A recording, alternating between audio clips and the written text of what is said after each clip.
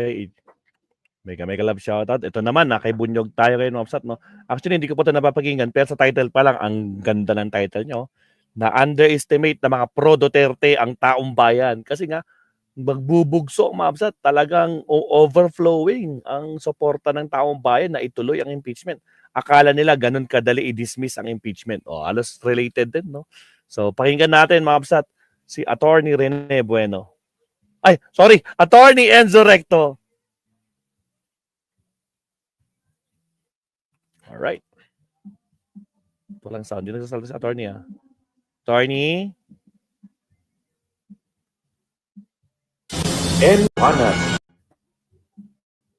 okay, here we go. Ang gabi po sa inyong lahat. Welcome po sa nakikita natin ngayon na underestimate ng mga puwersa ni Duterte, mga pro-Duterte, ang taong bayan.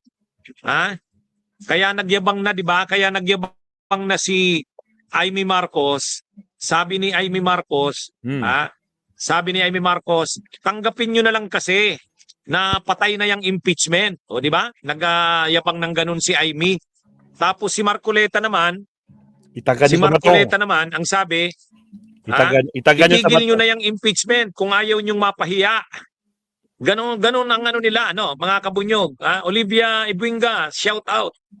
So akala nila, dahil may mga senador na nangako na boboto para i-dismiss ang impeachment ni Sara, kumbaga kampante na sila na wala na, patay na yan. Patay na yan. Kumbaga sa kanila, sigurado na madidismiss na. Kaya nga sabi ni Amy Marcos, tanggapin nyo na lang kasi na wala na yan, death na yan. Kaya lang, sa ngayon, ang mga nangyayari ngayon, wala. Talagang ang taong bayan nagagalit Galit na galit, attorney. Nagagalit ang taong bayan. Sa ngayon, kaliwat kanan na ang mga naglalabas ng statement nila. Yung Ateneo, yung Lasal, pati mga negosyante, naglabas na ng statement nila tungkol sa impeachment na yan. Hindi talaga sila sang-ayon na patayin ang impeachment kontra kay Sara. Kaya ano ito mga kabunyog, mga kababayan? Ang malinaw dito na underestimate. Akala nila dahil siguro kinausap na nila ang mga senador at si Chis Escudero siguro nag-commit na sa kanila na papatayin na yan ang impeachment at ang ground na gagamitin yung yung speech ni Tolentino. Ang sabi ni Tolentino, functionally dismissed. Di ba? Kaya yan, kumbaga sa kanila, ang tingin nila, wala na yan, patay na nga yan. Kaya diniklara na ni Marcoleta, kung ayaw nyong mapahiya, itigil nyo na yung impeachment, huwag nyo nang isulong. Kaya lang ngayon, anong nangyayari ngayon? Kaliwat kanan, naghahayag ang mamamayan. Sa 9, sunod-sunod ng rally yan ng mga iba't ibang grupo. Ang Bunyog at yung mga vloggers na kasama natin sa June 9, alas 8 ng umaga. Kaya yung mga gustong sumama sa amin sa June 9, alas 8 ng umaga, magkita tayo sa Senado. Kaya na ito mga kabunyog? Yung mga DDS, hindi nila yun. Matagal na silang nananawagan ng people power, hindi umuubra. Silang mga DDS. Pero pagdating sa mamamayang Pilipino, hindi. Sa mamamayang Pilipino, pag may pinaglalaban, gagalaw ang mamamayan. Yan ang na-underestimate nila. Kaya tulad ngayon, si Chis Escudero, galit na galit dahil talagang sa social media, binabanatan niya ang taong bayan. Maraming galit na galit. Yung ibang mga senador na dati siguro nag-commit na kila Amy, nag-commit na kila Bato, nabuboto sila para i-impeach, para i-dismiss ng impeachment ni Sara. Ay ngayon, si Gatchalian, sabi ni Gatchalian, hindi. Responsibilidad namin na litisin. Magtuloy ang impeachment. Kay Gatchalian na yung galing. Si JBRC to, ganun din. Nagsabi na rin. Sabi ni JBRC to, wala kaming papagpipilian kundi ituloy ang impeachment. responsibilidad namin yan.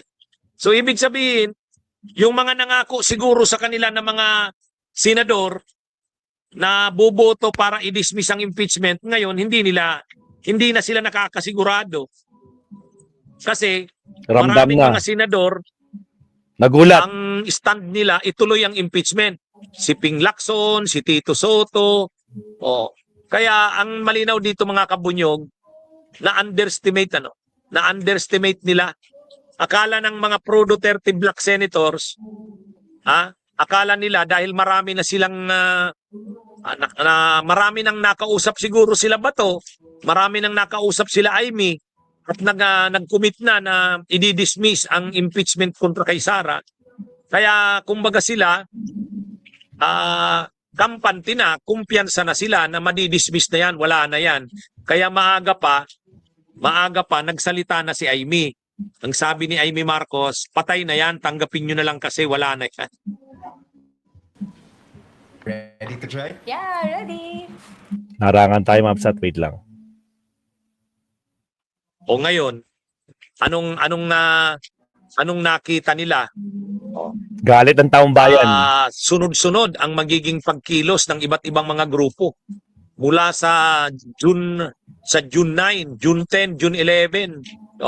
Yan ang malinaw diyan. Kaya ano yan? Walang bayad yan. Talagang kikilos ang mamamayan. Ang Bunyog at saka tayo yung mga vloggers na kasama ko noon na nagrally sa EDSA, June 9 tayo. Alas 8 ng umaga. Kaya ano na yan mga kabunyog? Lalo na sa June 11, huwag kayong mawawala. Doon sa araw ng butuhan. Ngayon, ang simbahan naglabas na rin ng statement. Ang mga eskwelahan, Lasal, Ateneo, pati UP, yung mga abogado, yung mga professor sa law sa UP, naglabas na rin ng statement. Pati nga mga retired Associate Justices ng Korte Suprema. Sila retired Associate Justice Adolf Ascona, retired Associate Justice Bitog, pumirma na. Kaya ano ito mga kabunyog? Ngayon, dahil sa nakikita nila na galit ang tao kapag hindi itinuloy ang impeachment, maraming mga senador nagbabago na ng stand. Nagsalita Si na eh. Gatchalian nagsalita na eh.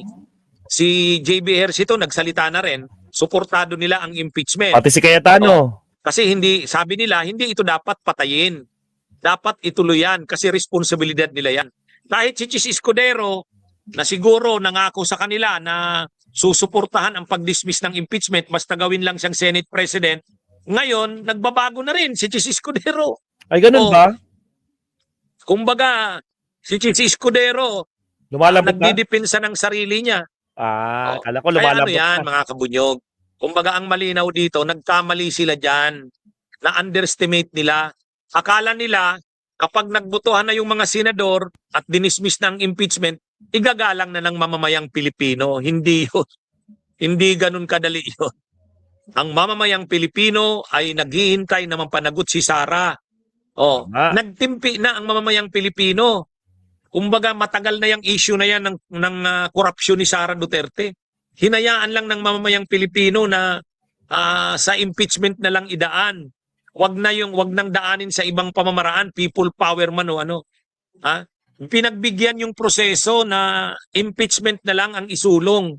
Ngayon, nandiyan na yung impeachment, biglang papatayin ng mga senador, ay wala. Hindi katanggap-tanggap yan sa mamamayan. Pasensya na, Ray Gonzales, mga kabunyog. Medyo talaga mahina ang signal ko eh. Antonio, mahina talaga. Pero hayaan nyo na. Kasi gamit ko, nasa labas kasi ako. Nasa labas. Anyway, abangan nila ang galit ng mamamayan. Hindi basta-basta papayag ang mamamayan na gano'n na lang, papatayin nila ang impeachment. Hindi yun. Hindi katanggap-tanggap yan. Alright. Mga termino ni Naputol naman. Attorney. Ay, baka pinutol niya. Anyway, salamat Attorney Recto Mabsat, no? Grabe. Kaya ayan nga Mabsat, no, yung talagang yung bugso at galit ng taong bayan ang sasalubong sa kanila kapag hindi nila ginawa yung trabaho nila. Pero kahit huli man, alam na natin huling-huli, napaka-delay na Mabsat, pero wala eh. Iba talaga pag mga makakapal ang alam niyo na. Makakapal ang alam niyo na, labi siguro. 'Di ba, Maxi, 'di ba? Emily Basog, Sir Tony, Ronnie Sierra, Lynn Arsenas. Mega love shoutout po sa lahat, Mobsat, no? Pasensya na, medyo nagmamadali tayo, Mobsat, no? Next topic tayo, Mobsat. Pasensya na. Pakinggan natin yung next topic natin. Okay, here we go. Countdown muna tayo.